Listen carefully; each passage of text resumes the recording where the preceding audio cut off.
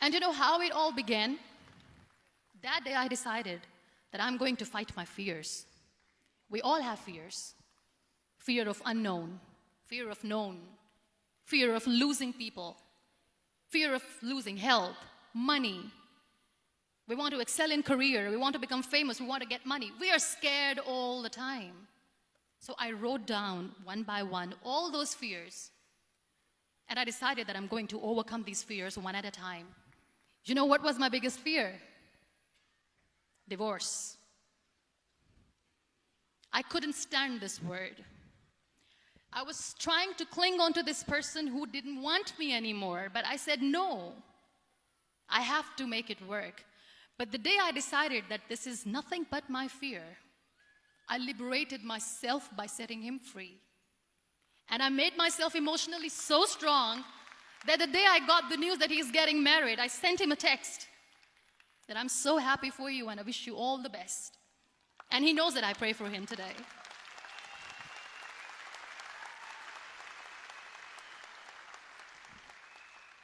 My biggest fear, number 2, was I won't be able to be a mother again. And that was quite devastating for me. But then I realized there are so many children in the world, all they want is acceptance. So there is no point of crying, just go and adopt one. And that's what I did.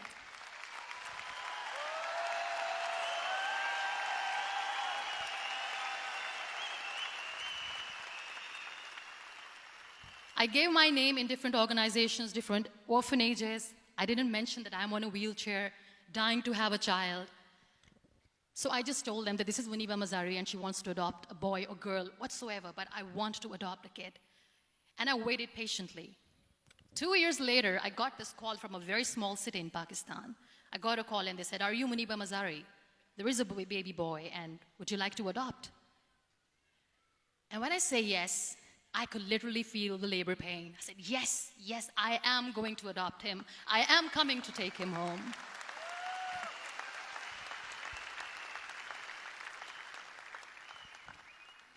And when I reached there, the man was sitting and he was looking at me from head to toe. And in back of my head, I kept thinking that, oh my God, he's going to say she's on the wheelchair, she doesn't deserve it. How is she going to take care of him? And I looked at him and I said, do not judge me because I'm on the wheelchair. But you know what he said? He said, I know you will be the best mother of this child. You both are lucky to have each other.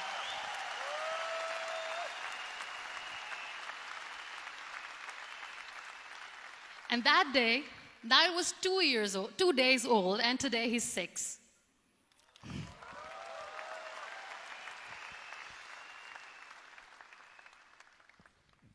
You'll be surprised to know another bigger fear that I had in me.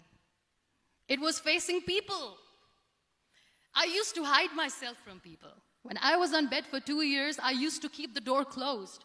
I used to pretend that I'm not going to meet anyone, tell them that I'm sleeping. You know why? Because I couldn't stand that sympathy that they had for me. They used to treat me like a patient. When I used to smile, they used to look at me and say that, you're smiling, are you okay? I was tired of this question being asked, are you sick? Well, a lady yesterday at the airport asked me, are you sick? And I said, well, besides the spinal cord injury, I'm fine, I guess.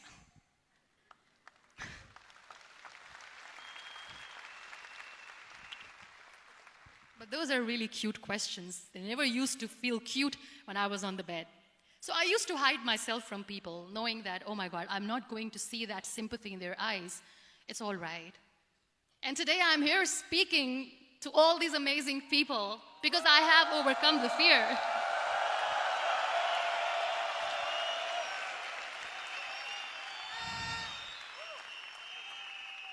You know, when you end up being on the wheelchair, what's the most painful thing? That's another fear that people on the wheelchair, or the people who are differently abled, have in their hearts, but they never share. I'll share that with you. The lack of acceptance. People think that they will not be accepted by the people because we, in the world of perfect people, are imperfects. So I decided that instead of starting an NGO for disability awareness, which I know will not help anyone, I started to appear more in public. I started to paint. I always wanted to. I have done a lot of exhibitions. I'm Pakistan's first wheelchair-bound artist. I have done a lot of modeling campaigns, different campaigns for brands like Toni and Guy.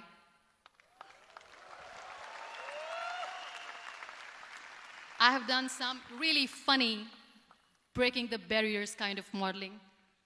There was this one by the name Clown Town where I became a clown because I know that clowns have hearts too.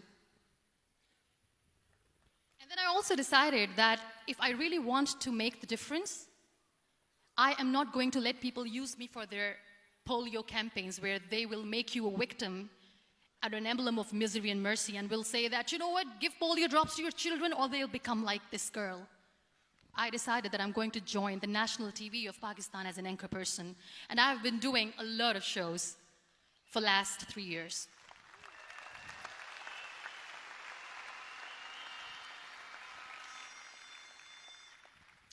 So when you accept yourself the way you are, the world recognizes you. It all starts from within. Thank you. I became the National Goodwill Ambassador for UN Women Pakistan, and now I speak for the rights of women, children. We talk about inclusion, diversity, gender equality, which is a must. I was featured in BBC 100 Women for 2015. I'm one of the Forbes 30 under 30 for 2016. And it all didn't happen alone. You all are thriving in your careers. You have bigger dreams and aspirations in life. Always remember one thing. On the road to success, there is always we, not me.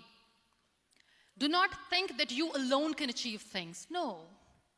There is always another person who is standing behind you, maybe not coming on the forefront, but behind you, praying for you and supporting you. Never lose that person. Never.